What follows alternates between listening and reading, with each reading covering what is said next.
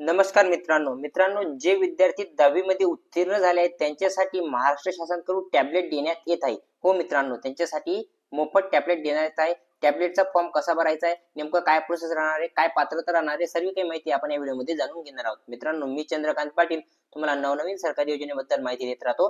चॅनलला सबस्क्राईब करून घ्या आणि आपल्या विद्यार्थी मित्रांसोबत हा व्हिडिओ शेअर करा. मित्रांनो, तुम्ही पाहू शकता हे जे एक नोटीस आलेले आहे, इथं लिहिलेले आहे स्पष्ट तुम्ही, कार्यकारी व्यवस्थापक संचालक महात्मा ज्योतिराव फुले संशोधन व प्रशासन संस्था महाराष्ट्र राज्य नागपूरवरून हे नोटीस आलेलं आहे. आता इथं वाचूया आपण.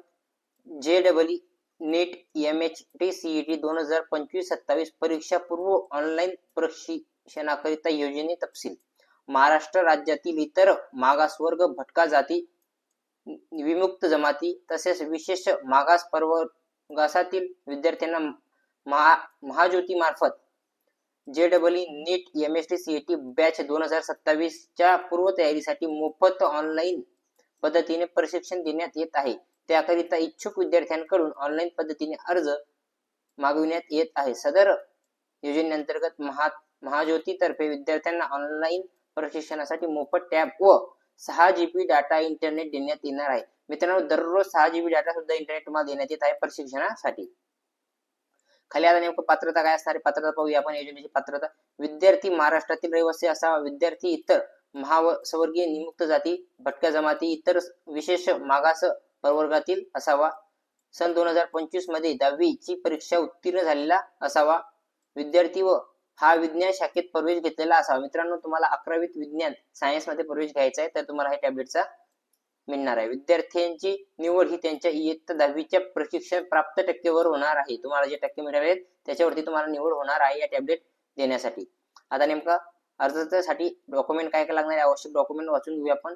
आधार कार्ड लागणार आहे, रहिवासी दाखला, जातीचे प्रमाणपत्र म्हणजे कास्ट सर्टिफिकेट लागणार आहे, नॉन क्रिमिनल लागणार आहे. मित्रांनो, 10वीचं गुणपत्रक. आता तुम्ही म्हणजे आमच्याकडे गुणपत्रक मिळालेलं नसेल, तुम्ही तुमचं जे मार्कशीट तुम्ही जे चेक केलं होतं, जेव्हा तुम्ही रोल नंबर आणि आईचं नाव टाकून जो डाटा रिझल्ट चेक करता तेही इथे तुम्ही अपलोड करू शकता, त्याचा स्क्रीनशॉट.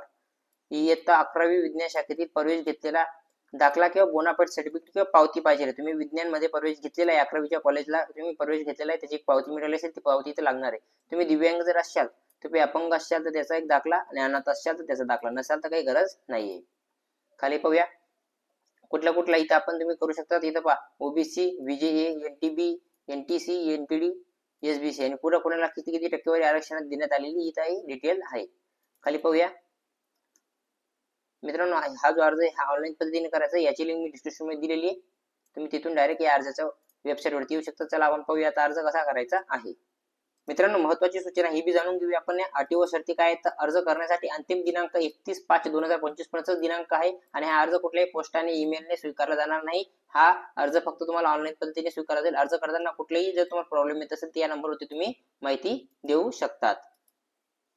मित्रांनो, डिस्क्रिप्शन मध्ये दिलेली लिंक वरती क्लिक केल्यानंतर तुम्ही इथे येणार आहेत महात्मा ज्योतिबा फुले संशोधन व प्रशिक्षण संस्था या वेबसाईट वरती येणार. इथे तुम्हाला आता मोबाईल व्हेरिफिकेशन करायचं आहे. तुमचा मोबाईल नंबर टाकायचा आहे, टाकून सबमिट करायचं आहे. मोबाईल नंबरवरती OTP येईल, तो OTP इथे टाकावा लागणार आहे. OTP टाकून सबमिट केल्यानंतर एकदम सोपी प्रोसेस राहणार आहे. 3 प्रोसेस मध्ये तुम्हाला हा अर्ज कंप्लीट करायचा आहे. एक राहणार आहे पर्सनल डिटेल, एक क्वालिफिकेशन डिटेल, एक डॉक्युमेंट. अशा प्रकारे 3 पद्धत राहणार आहे. तिन्ही मध्ये तुम्हाला ही माहिती भरायची आहे. आता सर्वला तिथे अप्लाय फॉर. तुम्ही आता अप्लाय कशाला करतायत, तर तुम्ही JEE चा अभ्यास करणार आहेत का, NEET चा अभ्यास करणार आहेत का, MHT CET चा अभ्यास करणार आहेत 12वी नंतर. ते MHT CET चा अभ्यास करणार तर MHT CET चूज करायचे. खाली आता ऍप्लिकेशन, जो ऍप्लिकेट नेम आहे त्याचं नाव टाकायचंय, त्याचं मधलं नाव आणि त्याचं आडनाव म्हणजे लास्ट नेम टाकायचं आहे. इथं वापस first name, middle name, last name फादरचं टाकायचं आहे. इथं वडिलांचं नाव टाकायचं. खाली आता तुम्ही मुलीचा अर्ज भरत असाल तर फिमेल आणि मेलचा मुलगाचा अर्ज भरत असाल तर मेल इथं टाकायचं आहे. खाली डेट ऑफ बर्थ चूज करायची. या कॅलेंडरवरती जाऊन जी डेट ऑफ बर्थ असेल ती चूज करायची आहे.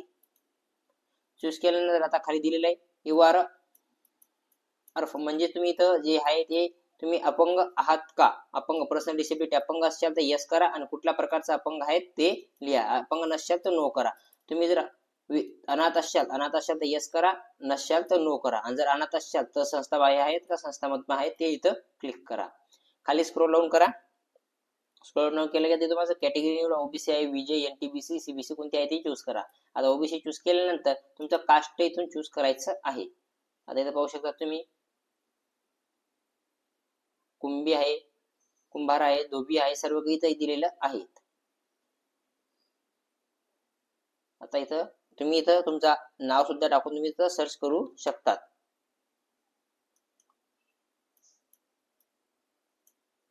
खाली इथं आता इथं जे इन्कम ग्रुप आहे इथं नॉन क्रिमिनल वरती क्लिक करायचं. इथं आधार कार्ड नंबर टाकायचा आहे विद्यार्थीचा. इथं विद्यार्थीचे नॅशनॅलिटी इंडिया चूज करून घ्यायची. इंडिया असणार डोमिसाईल. आता तुम्ही इथं कुठल्या जिल्ह्यामधून डोमिसाईल काढलेले तो जिल्हा इथं चूज करायचा. इथं महाराष्ट्र असणार राज्य, म्हणून इथं तुम्हाला चूज करायची आवश्यकता राहणार नाही. आता इथं जो जिल्हा असेल तो चूज करा.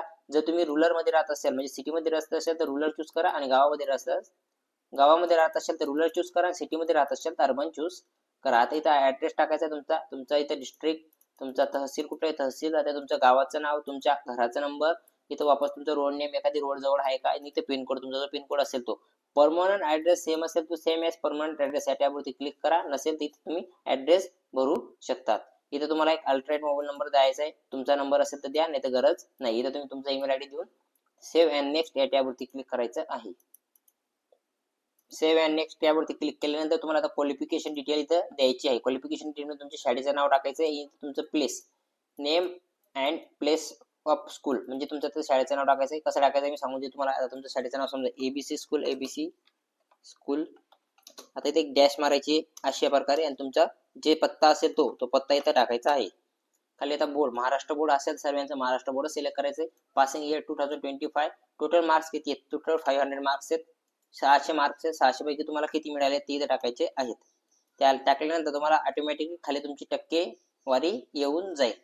वापस इथे सेव्ह अँड नेक्स्ट वरती क्लिक करायचंय. सेव्ह अँड नेक्स्ट वरती क्लिक केल्यानंतर तुम्हाला पुढे तुमचे डॉक्युमेंटेशन एक एक पद्धतीने व्यवस्थितरित्या फिल करायचंय. मित्रांनो ही माहिती जाणून घ्या, नाही तर तुमचा जो फॉर्म राहणार आहे तो अपात्र करण्यात येईल. आता तुमचा जो अर्ज राहील त्याच्यामध्ये तुम्ही जे डॉक्युमेंट फिल करशाल ते तुम्ही 200 MB पेक्षा कमी पाहिजे आहेत, आणि ते JPG आणि JPEG फॉर्मॅटमध्येच पाहिजे आहेत. खाली स्क्रोल डाऊन करायचा. आता कुठला तुम्हाला डॉक्युमेंट लागणार आहे, तुमचा आता पासपोर्ट साईज फोटो सुरुवातीला अपलोड करायचा आहे. अपलोड इमेज मध्ये जाऊन फाईल चूज मध्ये जाऊन तुम्ही चूज करायची आहे. आता तुम्ही पाहू शकता मी इथं फोटो अपलोड केलेला आहे. खाली आता तुम्हाला इथं सिग्नेचर अपलोड करायची. नेक्स्ट तुम्हाला इथं आता स्टुडंटचा Aadhaar card back side front side एका याच्यावर द्यायला पाहिजे इथे अपलोड करायचे. कास्ट सर्टिफिकेट अपलोड करायचे, आणि जर अपंग असेल तर कास्ट सर्टिफिकेटची गरज नसणार आहे. नॉन क्रिमिनल अपलोड करायचे, आणि नॉन क्रिमिनल अपंग असेल तर नॉन क्रिमिनलची गरज नसणार आहे. खाली आता SSC मार्कशीट इथे अपलोड करायचे. तुमचं मार्कशीट मी जे बोललो तुम्हाला जो स्क्रीनशॉट मी काढला असेल तुमचा मार्कचा तो इथे तुम्ही अपलोड करू शकतात. खाली आता तुम्हाला 11th board certificate 11th certificate upload करायचंय. 11th बोनाफाईड सर्टिफिकेट नसेल तर तुम्ही ऍडमिशनची रिसिप्ट सुद्धा इथे अपलोड करू शकतात. आता खाली तर डोमोसाईल सर्टिफिकेट अपलोड करायचं आहे. डोमोसाईल सर्टिफिकेट अपलोड केल्यानंतर तुमचा फॉर्म कंप्लीट होतो. कंप्लीट झाल्यानंतर जी प्रिंट येणार ती प्रिंट तुम्ही सांभाळून ठेवा किंवा प्रिंट काढून घ्या, कारण तुम्हाला पुढे चालून त्याच्यावर ऍप्लिकेशन नंबर असणार आहे तो लागणार आहे. मित्रांनो मी आशा करतो तुम्हाला व्हिडिओ समजला असेल. या व्हिडिओमध्ये एवढंच. भेटूया पुढच्या व्हिडिओमध्ये. जय हिंद जय महाराष्ट्र.